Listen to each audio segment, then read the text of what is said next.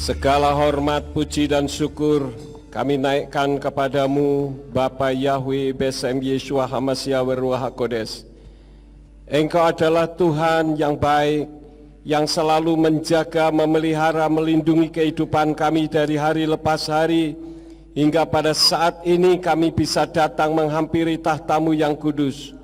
Terima kasih untuk kesempatan yang Tuhan berikan kepada kami, di mana kami dapat memuji dan meninggikan nama-Mu. Sekarang ya Tuhan, waktunya untuk kami mendengar isi hati-Mu. Mari Roh Kudus urapi hamba-Mu, urapi setiap kami yang mendengar firman-Mu dengan urapan yang sama, agar firman yang ditaburkan dapat kami pahami dan kami mengerti di dalam kehidupan kami. Dan jika ada kuasa, penguasa, roh jahat di udara yang akan merebut kebenaran firman, kami tolak dan kami patahkan di dalam nama Yeshua HaMashiach. Pergi kau keluar, tinggalkan tempat ini.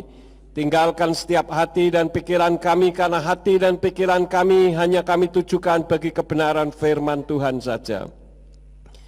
Bapa, berikan kemampuan kepada kami bukan hanya untuk mendengar firman-Mu saja, melainkan juga melakukannya di dalam hidup kami. Demi nama Adonai Yeshua HaMashiach, kami berdoa dan mengucap syukur. Haleluya. Semua yang percaya katakan amin. Shalom Aleichem. Puji Bapak Yahweh. Bapak Ibu Saudara sekalian, pada saat ini saya akan membawakan firman yang saya beri judul Sarko-Eutanasia. Siapa yang pernah mendengar nama ini? Sarko-Eutanasia.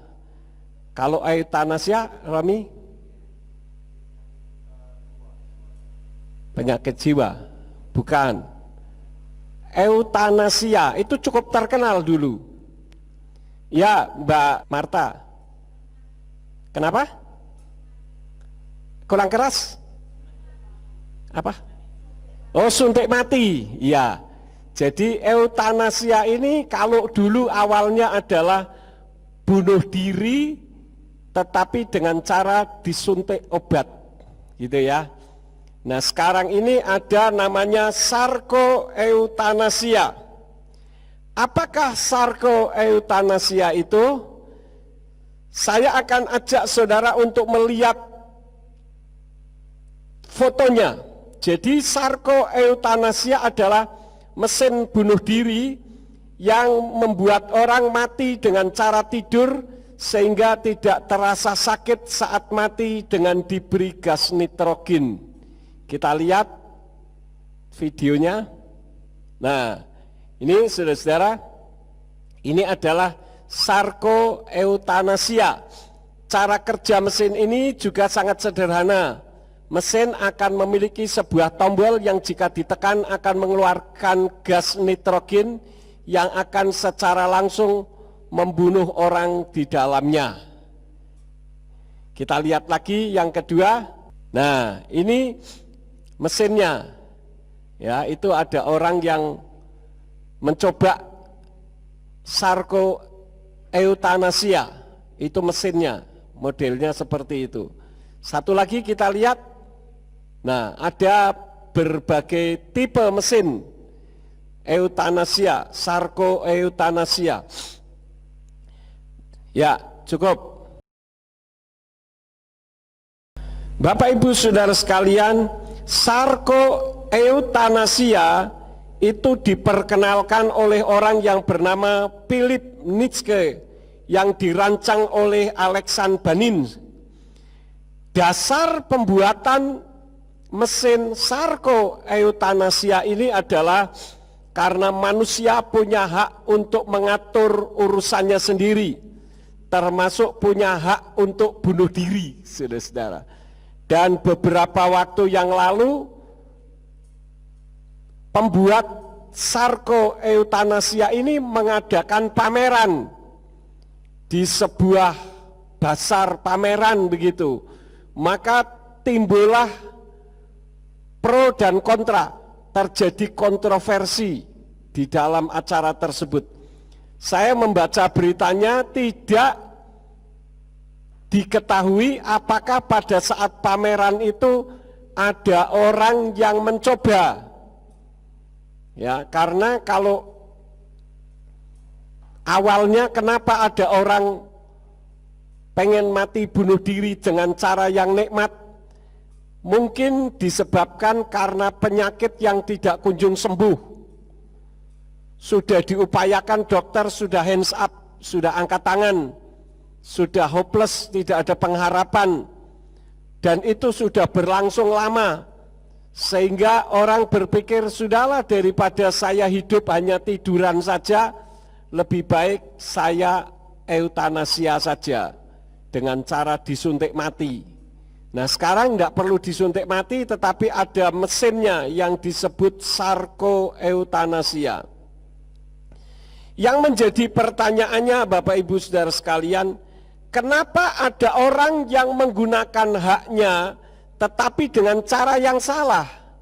Ketika seseorang menggunakan mesin sarkoeutanasia, ini kan berarti dia menggunakan haknya, tetapi menggunakan haknya dengan cara yang keliru.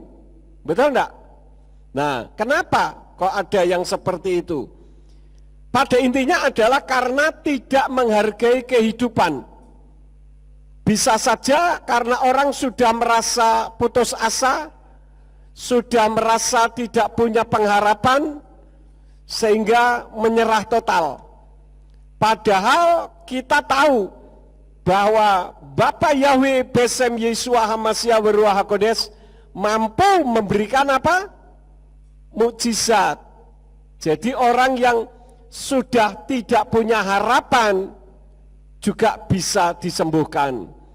Saya ingat beberapa tahun yang lalu, lebih dari 10 tahun yang lalu, ketika gereja kita masih nyewa ruko, ada seorang ibu, saya tidak perlu sebut namanya, tetapi kalau saudara yang ikut pada saat itu, Pak Sarmujito ikut, Bulis ikut, mungkin masih ingat ya, ada seorang ibu yang minta didoakan.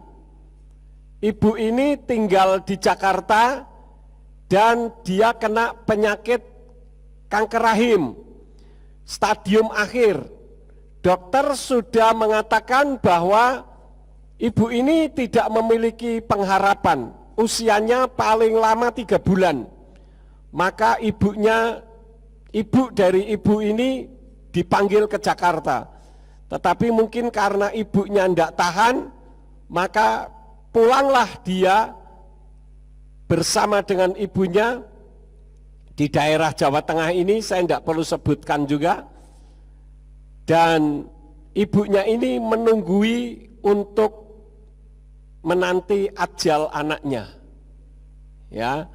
Nah, pada saat itu dia datang ikut ibadah kita waktu masih di ruko. Kemudian ibu ini mengutarakan maksudnya, lalu saya berdoa di dalam nama Bapa Yahweh Besem Yeshua Hamasya Beruah HaKodes dengan maksud paling tidak mukjizat bisa terjadi melalui doa tersebut.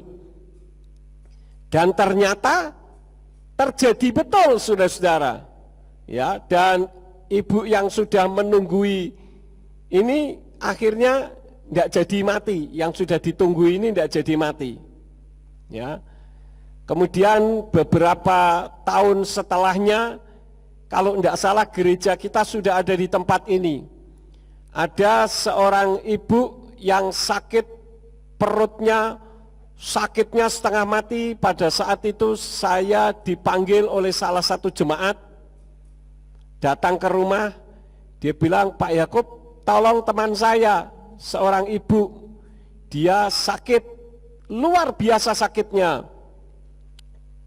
Saya minta Pak Yakub bantu mendoakan. Lalu saya datang ke rumah sakit. Waktu itu saya datang bersama dengan Bu Yakub kalau tidak salah.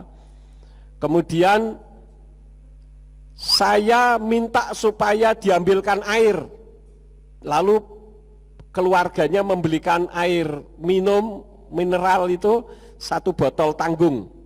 Saya doakan, setelah saya doakan di dalam nama Bapa Yahweh Besem Yeshua Hamasya Beruah HaKodes, saya berikan kepada ibu itu, saya bilang silakan diminum, bila perlu dihabiskan.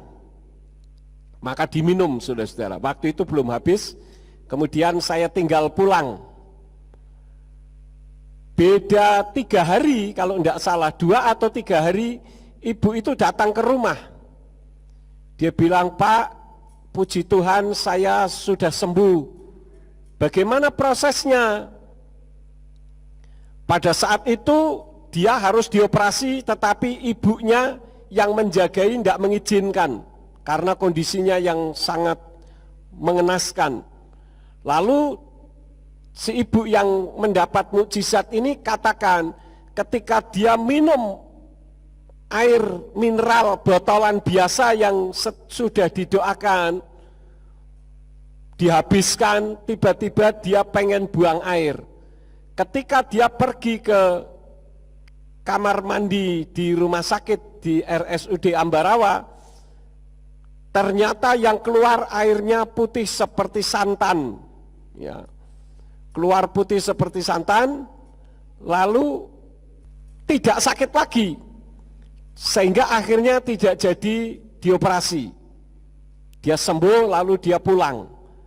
Ketika pulang dia datang ke rumah mengucapkan terima kasih, dan sekaligus dia bilang begini, saya menikah sudah lama tidak punya anak, Pak, tolong bantu saya dalam doa. Saya doakan si ibu itu, 1 tahun kemudian kira-kira dia datang lagi dengan membawa anaknya. Dia bilang, Pak, ini anak yang waktu itu Bapak doakan, sekarang sudah dilahirkan. Ya, saya mengucap syukur. Artinya apa? Mukjizat itu masih terjadi sampai kapanpun. Amin. Karena itu ketika ada seseorang yang menggunakan haknya tetapi dengan cara yang salah, itu orang tidak menghargai makna kehidupan. Dan orang itu tidak menyadari bahwa mukjizat itu masih terjadi sampai kedatangan Yeshua HaMashiach yang kedua kali. Tetapi secara teologis, kenapa ada orang yang menggunakan haknya untuk mati? Karena sarkoeutanasia ini adalah mesin untuk mati dengan cara yang tidak sakit. Jadi ketika orang masuk di mesin itu, harus orang itu sendiri yang memencet tombolnya. Kalau orang lain yang memencet tombol, berarti orang lain yang membunuh. Tetapi harus dia sendiri yang memencet. Jadi ada tombolnya di tempat yang mudah dipencet. Ketika dipencet maka keluarlah gas yang membuat orang ini tertidur dengan nyenyak. Kemudian keluar lagi gas nitrogen dan akhirnya orang ini mati. Saudara-saudara. Ya, karena orang berpikir kalau mati itu, kalau bunuh diri dengan cara loncat dari gedung, wah ngeri juga. Nanti jatuh ya kalau mati. Kalau cuma pada putus tulangnya, enggak masuk akal sakitnya. Kemudian gantung diri, ya gantung diri kalau mati. Kalau sudah gemantung begitu tiba-tiba talinya putus, enggak jadi mati, wah sakit juga. Mau minum baygon, ya kalau mati. Kalau enggak mati, rusak perutnya, masuk rumah sakit, bayar rumah sakit, enggak jadi mati lagi. Maka banyak orang menggunakan mesin sarkoeutanasia ini. Nah, secara teologis, kenapa ada orang yang menggunakan haknya tetapi dengan cara yang salah? Kita membuka di dalam kitab Kejadian pasal 3 ayat yang kelima. Kejadian pasal 3 ayat yang kelima, kalau saya baca di dalam kitab Tanak, di sana berbunyi, Ki Yodea Elohim, Ki Beyom Akal Kem, Mi Menu Wanif Keku, Einei Kem, Wiyitem Ke Elohim Yodei Tofwara. Karena Elohim tahu bahwa pada hari kamu memakannya, dan mata kamu terbuka, dan kamu seperti Elohim yang tahu yang baik dan yang jahat. Jadi saudara-saudara, orang menggunakan haknya dengan cara yang salah, itu karena tertipu oleh ucapan setan. Kejadian pasal 3 ayat yang kelima ini adalah tipuan setan. Karena Elohim tahu bahwa pada hari kamu memakannya dan mata kamu terbuka dan kamu seperti Elohim. Jadi merasa bisa seperti Elohim. Padahal penekanannya bukan seperti Elohimnya yang secara mutlak segala sesuatu bisa persis sama. Tetapi yang dimaksud sebetulnya adalah yang tahu yang mana yang baik dan yang mana yang jahat. Jadi orang yang menggunakan haknya tetapi dengan cara yang salah adalah karena orang itu ketipu setan. Menggunakan hak dengan cara yang salah. Karena merasa bahwa saya punya kehendak bebas, punya hak atau free will. Saya mau apa saja itu hak saya. Berarti saya seperti Elohim. Punya maksud apapun itu adalah hak saya. Jadi itulah keistimewaan manusia sebagai ciptaan Elohim. Saya mau tanya kepada saudara, bisa tidak Tuhan menciptakan manusia supaya manusia yang diciptakan ini tidak melakukan perbuatan dosa? Bisa enggak saudara-saudara? Bisa, sangat bisa. Tetapi kalau Tuhan memprogram orang seperti itu, berarti manusia tidak sempurna. Artinya apa? Manusia dibuat seperti robot. Ya, diprogram sedemikian rupa. Nah, ini artinya tidak sebagai ciptaan yang sempurna. Sedangkan free will itu menunjukkan bahwa manusia itu bebas berkehendak. Maka dari itu kita harus hati-hati menggunakan hak kita. Pada hari seperti ini, acara RF Sabat, saudara juga punya hak untuk tidak datang beribadah. Saudara punya hak untuk santai di rumah. Saudara punya hak untuk tidur pada saat ibadah. Itu ya. Nah sekarang bagaimana sih menurut firman tentang tubuh kita? Orang yang menggunakan mesin sarkoeutanasia itu kan artinya dia tidak menghargai kehidupan dan tidak sesuai dengan firman. Orang merasa bahwa tubuh ini adalah milik saya, bukan milik siapa-siapa. Karena saya yang menghidupi dan hidup di dalam tubuh ini, berarti tubuh ini milik saya. Nah sekarang apa kata firman Tuhan? Mari kita membuka di dalam kitab 1 Korintus pasal yang ke-6. 1 Korintus pasal yang ke-6 ayat yang ke-19. Di sana dikatakan, atau tidak tahukah kamu bahwa tubuhmu itu tempat suci bagi Ruach HaKodes yang ada di dalam kamu, yang kamu peroleh dari Elohim, dan kamu bukanlah milikmu sendiri.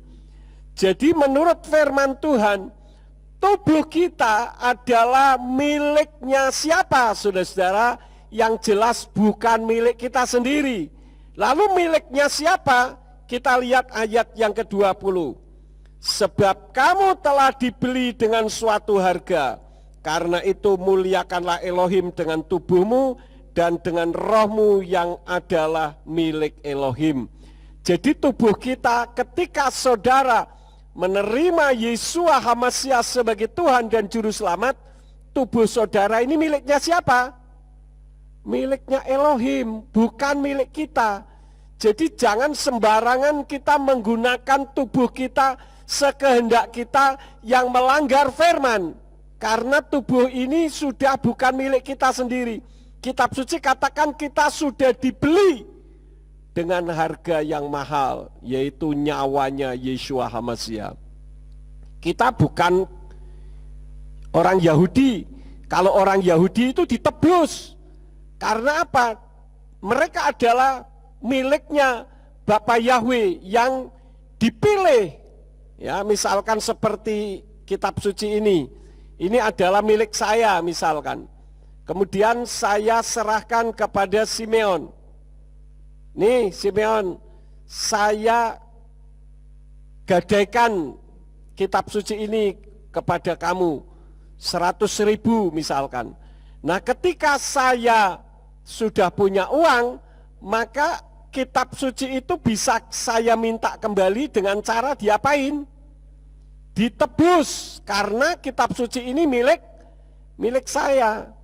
Orang Yahudi adalah miliknya Bapa Yahweh, maka istilahnya adalah ditebus. Sedangkan kita itu dibeli, karena kita bukan miliknya Elohim, tetapi kita dibeli dengan kematian Yeshua HaMashiach di atas kayu salib, yaitu dengan harga yang mahal, yaitu nyawanya sendiri. Jadi kita sudah dibeli. Karena itu kita dilarang untuk membunuh diri. Dan hal itu sesuai dengan kitab Keluaran pasal yang ke-20. Coba kita lihat Keluaran pasal yang ke-20 ayat yang ke-13. Di sana dikatakan jangan membunuh. Itu sama dengan Ulangan 5 ayat yang ke-17. Jangan membunuh. Jangan membunuh itu yang dimaksud bukan berarti kita dilarang membunuh orang lain. Tetapi Tuhan juga melarang untuk membunuh dirinya sendiri. Jadi orang yang bunuh diri adalah melanggar Torah dan Injil. Dan saya katakan itu adalah jalan tol ke neraka. Apalagi kalau membunuh dengan membawa orang lain yang tidak bersalah kepadanya. Seperti melakukan bom bunuh diri. Tidak ada istilahnya orang mati, bunuh diri, masuk surga. Kitab suci kita tidak ada kamusnya, saudara-saudara. Yang ada orang mati ya jalan tol masuk ke neraka. Ya. Kenapa ada orang yang mati bunuh diri? Kita membuka di dalam kitab Injil Yohanan atau Yohanes pasal yang ke-16. Kitab Injil Yohanan atau Yohanes pasal 16 ayat yang kedua. Di sana dikatakan, mereka akan membuat kamu terkucil dari sinagoga, tetapi saatnya sedang tiba bahwa setiap orang yang membunuh kamu, ia berpikir sedang mempersembahkan ibadah kepada Elohim. Jadi kalau ada orang yang mati bunuh diri dengan cara membawa bom, rela mati asal orang lain juga ikut mati, ini karena dia salah menganalisa firman seperti yang saya sampaikan pada hari Minggu yang lalu. Dia berpikir dengan saya membunuh orang lain yang saya anggap kafir dalam tanda petik, maka saya mendapatkan pahala. Kalau di dalam kitab suci kita yang disebut kafir adalah semua manusia yang tidak berdarah Yahudi, itu kafir. Termasuk saudara dan saya. Beda dengan di Indonesia. Kalau di Indonesia yang disebut kafir adalah selain orang yang berteriak kafir. Bisa dipahami, saudara, ya. Nah, sekarang saya maju lebih lanjut. Kenapa orang tidak menghargai kehidupan? Saya sebutkan ada 5 hal. Kenapa orang tidak menghargai kehidupan? Saya tidak tahu apakah ada di antara kita. Kalau yang ada di depan saya mungkin tidak ada, dan bukan mungkin lagi, pasti tidak ada. Tetapi bagaimana dengan saudara yang nonton YouTube pada saat ini? Apakah saudara menghargai kehidupan saudara? Apakah saudara sedang merancang untuk melakukan eutanasia atau bunuh diri? Ada 5 hal. Yang pertama, kenapa orang tidak menghargai kehidupan? Karena tidak menyadari bahwa hidup itu indah, saudara-saudara. Hidup itu indah. Kita membuka di dalam kitab Pengkhotbah. Pengkhotbah pasal yang ketiga. Pengkhotbah pasal yang ketiga ayat yang ke-11 sampai ayat yang ke-13. Di sana dikatakan, Dia telah menjadikan segala sesuatu indah pada waktunya. Dia juga telah menaruh kekekalan di dalam hati mereka. Tanpa itu, manusia tidak dapat memahami pekerjaan yang Elohim perbuat dari awal sampai akhir. Aku mengetahui bahwa tidak ada yang baik bagi manusia kecuali bersukacita dan melakukan yang baik dalam hidupnya. Dan setiap orang yang dapat makan dan minum serta melihat hal yang baik dalam segala jerih lelahnya, itu pun adalah pemberian Elohim. Jadi kita harus menyadari hidup itu indah, saudara-saudara. Kalau saudara yang nonton YouTube ini, saudara merasa hidupku penuh dengan kesuraman, berarti saudara berada di tempat yang salah. Saudara memiliki iman yang keliru, atau saudara tidak beriman bahwa di dalam nama Yahweh Elohim, Yeshua HaMashiach dan Ruach HaKodes, hidup itu indah adanya. Jadi kalau hidup itu indah, ya kita nikmati kehidupan ini. Ya, nanti saudara akan mengetahui bagaimana kita menikmati kehidupan itu. Yang kedua, kenapa ada orang yang tidak menghargai kehidupan? Karena tidak sadar bahwa hidup terjadi karena ada rencana Elohim agar kehidupan kita menjadi berkat bagi orang lain. Jadi kalau saudara hidup, kenapa ya saya kok hidup sekarang ini di Ambarawa? Kenapa saya hidup sekarang ini ada di kota di mana saudara yang nonton YouTube ini? Artinya Tuhan menaruh saudara di situ dengan rencana yang luar biasa untuk menjadi berkat bagi orang lain, sama seperti ketika Yahweh berfirman kepada Nabi Yirmiyahu.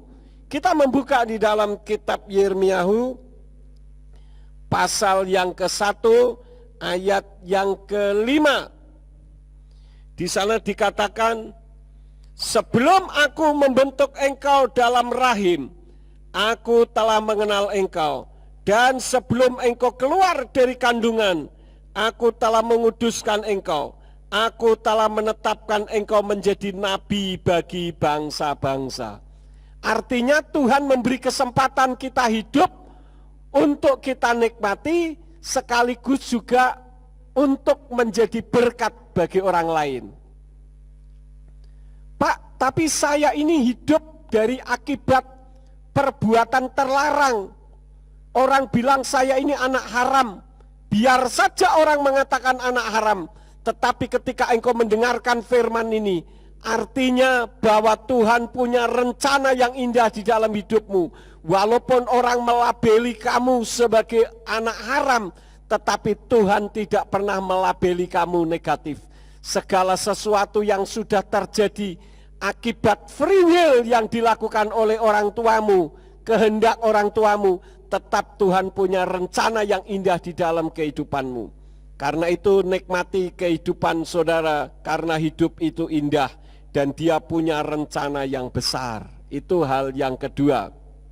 Yang ketiga, kenapa ada orang yang tidak menghargai kehidupan? Karena egonya besar, sehingga frustasi atau depresi saat keinginannya tidak tercapai. Mungkin karena ada sesuatu yang mengganjal di dalam hidupnya, keinginan yang menggebu-gebu, tetapi ketika dikejar tidak pernah mendapatkan, akhirnya depresi atau frustasi. Akibatnya apa? Ketika mungkin saudara pernah mendengar ada seseorang berpacaran, ketika ditinggal pacarnya, maka dia putus asa, merasa tidak memiliki masa depan kehidupannya. Akhirnya apa? Dia mati bunuh diri, minum obat. Ya kan? Pernah saudara dengar? Saya pernah mendoakan ada orang yang mau bunuh diri tetapi gagal di rumah sakit Ambarawa juga ketika masih di gereja lama. Kenapa? Karena dia dihina oleh pacarnya. Hanya gara-gara dihina oleh pacarnya, dia mau membunuh dirinya sendiri tapi gagal, akibatnya geletak di rumah sakit. Itu kan rugi, saudara-saudara. Sebetulnya kalau orang menyadari bahwa hidup itu indah, hidup itu Tuhan punya rencana yang besar, bisa saja ketika dia dihina oleh pacarnya, maka hinaan itu menjadi cambuk bagi dirinya untuk menjadi orang yang berhasil. Artinya apa? Membuktikan bahwa dirinya adalah diciptakan Tuhan dengan rencana yang besar. Mungkin bisa saja karena kita tidak bergerak untuk mendapatkan kehidupan yang luar biasa, maka Tuhan pakai pacarnya untuk menghina. Jadi justru hinaan itu seharusnya dijadikan tantangan. Saudara-saudara yang ikut Bapak Yahweh dari awal, saudara akan tahu bagaimana ketika pertama kali saya mensosialisasi nama Yahweh, berapa banyak orang yang membuli dan menghina saya. Mereka katakan apa? Dasar Pak Yakub tidak tahu diri, sudah diusir dari Ambarawa, kok bikin gereja warung bakso. Masih ingat ya? Nah, ketika saya dihina membuat gereja warung bakso, bukan membuat saya itu lemah atau down, tidak. Saya terpacu dengan saya katakan, saya akan buktikan bahwa gereja yang Bapak Yahweh dirikan ini melalui saya bukan gereja warung bakso. Benar, akhirnya kita bisa nyewa ruko. Ketika kita nyewa ruko 2 tahun kalau saya tidak salah, waktu itu diberi tenda karena yang ikut banyak meluber keluar. Masih dihina juga. Dikatakan dari gereja warung bakso menjadi gereja tenda biru. Kebetulan waktu itu tendanya biru ya. Dan pas ada lagu tenda biru lagi. Wah, apakah saya dibully seperti itu? Saya menyerah. No. Saya ngomong sama diri saya sendiri. Saya akan buktikan bahwa gereja yang Bapak Yahweh dirikan bukan gereja tenda biru. Kita bergumul, kita berjuang dengan doa sampai akhirnya dapat tanah ini. Ketika dapat tanah ini, masih dibully juga. Orang bilang apa? Masih ingat gereja apa? Gereja gudang. Dari gereja tenda biru jadi gereja gudang. Enggak masalah.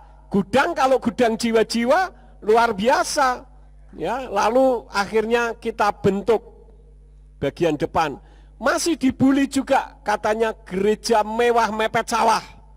Saya akan buktikan bahwa gereja kita bukan hanya sekedar gereja mepet sawah, tapi betul-betul gereja mewah. Amin. Artinya ketika seseorang membuli kita, jangan membuat kita langsung down. Buktikan. Masa saudara hanya dibuli pacarnya saja langsung down, usaha saudara gagal, merasa malu, sehingga akhirnya karena egonya besar, saudara mau bunuh diri. Ini satu tindakan yang keliru. Itu hal yang ketiga. Yang keempat, kenapa orang tidak menghargai kehidupan? Karena akibat terikat mamon atau sesembahan zaman. Mamon itu seringkali dikonotasikan dengan apa, saudara-saudara? Uang. Tapi kalau kita melihat dari terjemahannya, sebetulnya itu yang disebut adalah sesembahan zaman. Sesembahan zaman itu bukan hanya uang, tetapi harta benda kita. Misalkan ada orang punya mobil, tiap hari ngurusi mobilnya terus, dari pagi sampai siang malam ngurusi mobilnya terus. Nanti jadi ingat saya dulu waktu punya mobil Panther, mobil baru diulap terus, tiba-tiba membuat Tuhan cemburu. Akhirnya ada anak sekolah minggu yang ambil batu nulis di moncongnya mobil itu Ari. Saya ingat betul itu namanya Ari. Apakah saya bisa marah? Tidak bisa. Yang nulis anak sekolah minggu paling cuman mungguk di sini, saudara-saudara. Tapi sejak kejadian itu, saya tidak selalu ngurusi mobil lah. Mobilnya sudah bateng belakrek, ada tulisannya Ari, udahlah. Tadinya tidak hujan dicuci, tiap hari dilap. Pertama Panther keluar, saudara-saudara. Jadi segala sesuatu yang menjadi pengikat kita, dan itu merupakan sesuatu yang keliru. Seringkali orang mengidentifikasi mamon itu dengan uang. Kita membuka di dalam kitab Pengkhotbah, saudara-saudara, pasal yang ke-6, ayat yang kedua. Ini adalah sesuatu yang ironis. Mulai ayat 1 saja. Pengkhotbah pasal 6 ayat 1 dan 2. Ini ironis menghadapi kehidupan yang indah, yang Tuhan punya rencana besar, tetapi kita tidak bisa menikmatinya. Ada kemalangan yang telah aku lihat di bawah matahari yang berat menekan manusia. Seseorang yang kepadanya Elohim karuniakan kekayaan dan harta benda dan kehormatan, sehingga tidak ada satupun padanya yang kurang bagi jiwanya dari segala yang ia inginkan. Namun Elohim tidak memberikan kuasa kepadanya untuk menikmati daripadanya, melainkan orang lain yang menikmatinya. Inilah kefanaan dan inilah kemalangan yang menyakitkan. Duitnya banyak tetapi tidak bisa menikmati. Seperti kemarin saya ceritakan, saya pernah ke salah satu rumah di PIK di Jakarta, di daerah Kapuk sana. Itu adalah rumahnya konglomerat. Saya datang ke sana karena saya punya teman dari Australia, saudaranya tinggal di situ. Wih, saya masuk terkagum-kagum, saudara-saudara. Ya, walaupun masih belum seberapa dengan dibandingkan waktu saya di Amerika. Saya pernah diajak teman saya, seorang pendeta, untuk memasang line network komputernya. Itu rumahnya mewah sekali yang dipakai untuk membuat film. Ada ibu-ibu tua punya anjing, anjingnya sangat disayang, dan ibu-ibu tua ini adalah miliarder. Ketika dia mau mati, dia membuat surat wasiat. Akhirnya anjingnya menjadi majikan, dan anjing ini mempekerjakan beberapa orang. Ya, itu rumah itu yang dipakai untuk main film. Saya sudah masuk di sana. Wih, mewahnya luar biasa. Tetapi yang sering kali saya lihat terjadi, rumahnya mewah luar biasa, tapi tidak menikmati. Yang menikmati pembantu rumah tangganya. Kan lucu, saudara. Siang malam kerja, tangan jadi kaki, kaki jadi tangan. Karena kerja mati-matian, akhirnya apa? Sakit. Uangnya banyak. Diserahkan kepada siapa? Kepada dokter, kepada rumah sakit. Jadi yang menikmati bukan dirinya sendiri. Saya pernah kenal, sekarang orangnya sudah mati, di kota Comal. Ada seorang bapak kaya, itu orang nomor 1 di Comal waktu zaman dulu, saudara-saudara. Dia pekerjaannya kalau setiap hari itu jualan toko kelontong begitu ya. Tiap hari pakainya kaos singlet, celananya celana yang terbuat dari kantong gandum, saudara-saudara. Padahal dia kaya raya. Saya jarang melihat dia pakai pakaian seperti saya. Tiap hari ya begitu. Saya pernah waktu masih baru-baru menikah, saya diminta untuk beli gula 1 kintal begitu. Di situ ketika mau bayar, orangnya sedang ngitung duit sambil ngantuk, saudara. Matanya merem tapi tangannya goyang ngitung duit. Padahal sudah ngantuk-ngantuk. Pakaiannya itu saja. Kaosnya kaos singlet, keringetnya jos-josan, celananya kantong gandum. Bayangkan, saudara-saudara, padahal duitnya banyak. Karena itu berbahagialah kita, ya, yang diberi karunia untuk bisa menikmatinya. Uang atau kekayaan itu bukan sesuatu yang membahagiakan atau sumber damai.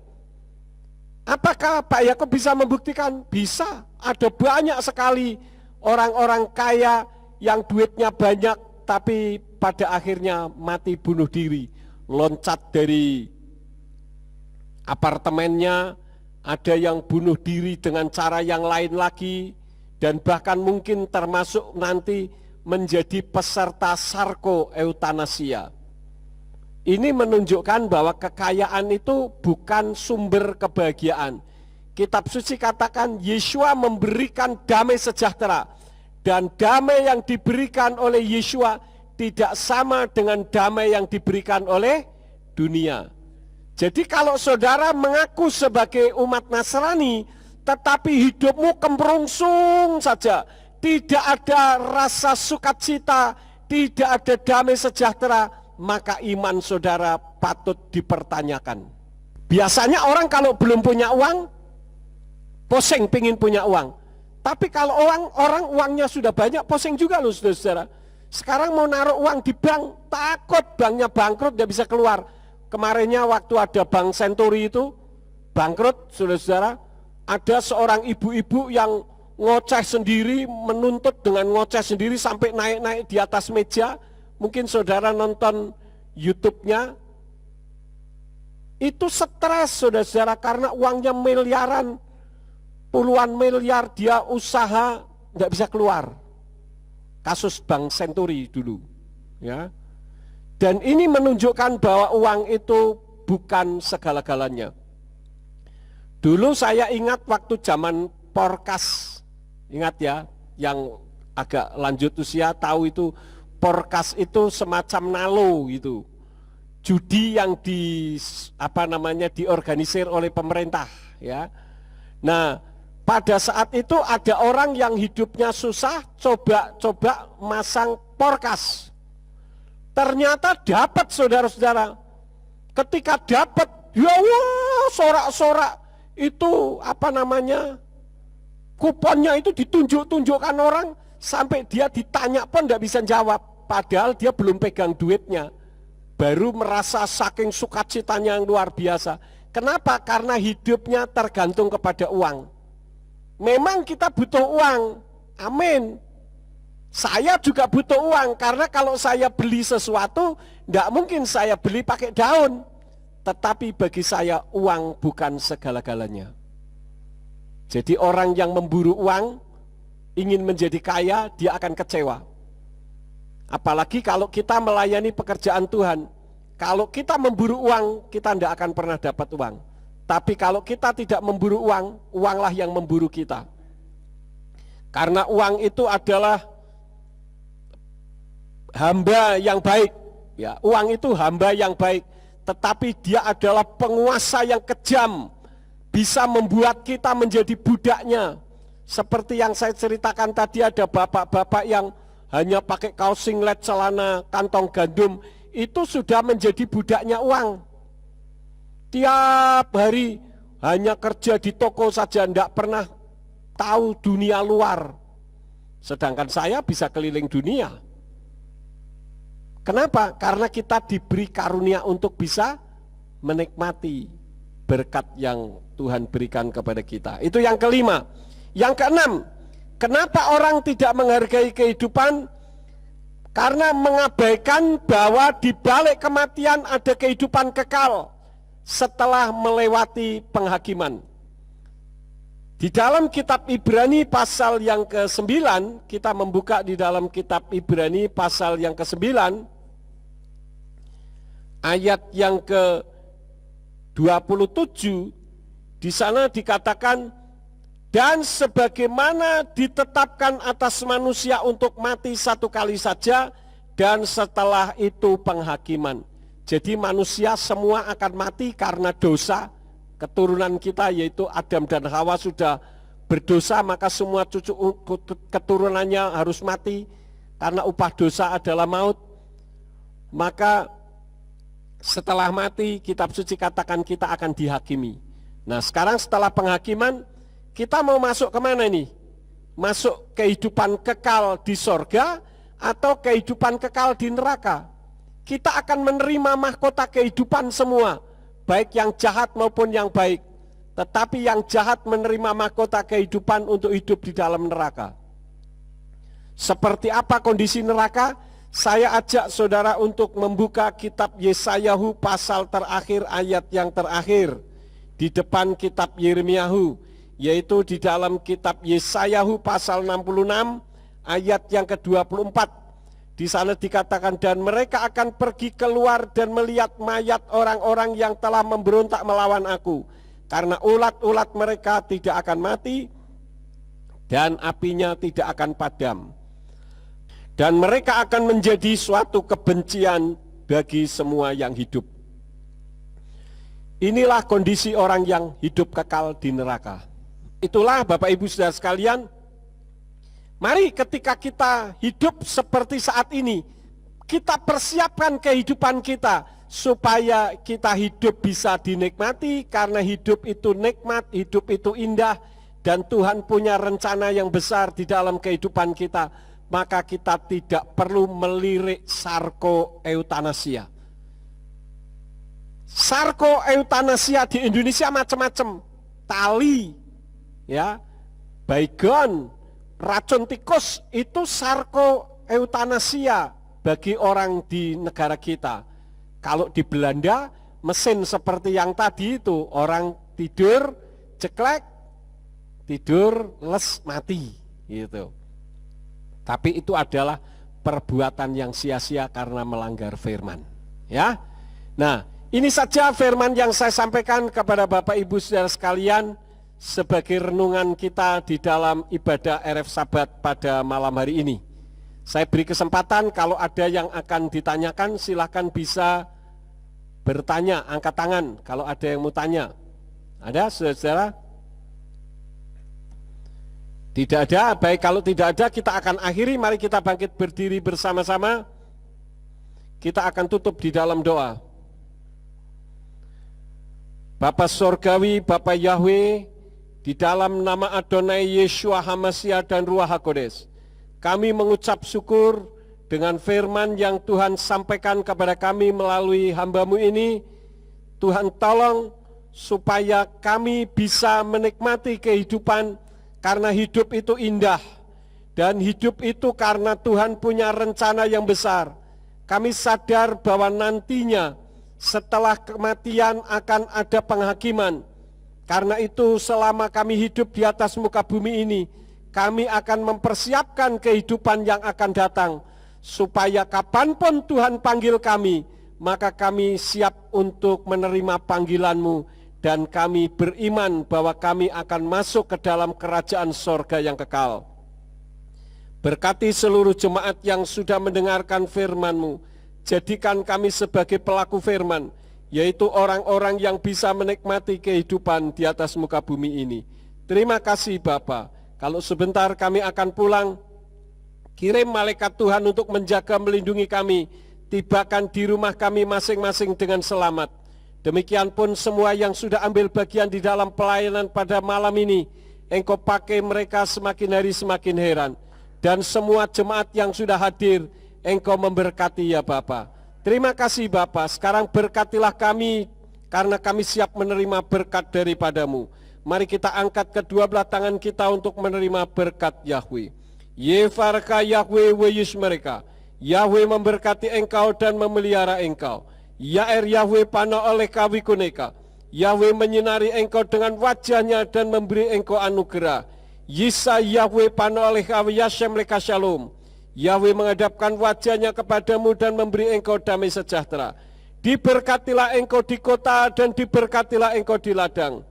Diberkatilah buah kandunganmu, hasil bumimu dan hasil ternakmu, yakni anak lembu sapimu dan kandungan kambing dombamu. Diberkatilah bakulmu dan tempat adonanmu. Diberkatilah engkau pada waktu masuk dan diberkatilah engkau pada waktu keluar. Sekarang pulanglah dan terimalah berkat. Kasih Bapa Yahweh Sang Pencipta, kasih karunia Adonai Yeshua HaMashiach Sang Pembeli Jiwa, dan Ruach HaKodes menyertai saudara sekalian sampai Maranatha. Adonai Yeshua HaMashiach datang kembali untuk yang kedua kali dan mengangkat kita semua. Haleluya. Semua yang percaya katakan amin. Selamat malam, sahabat Shalom. Bapa Yahweh memberkati.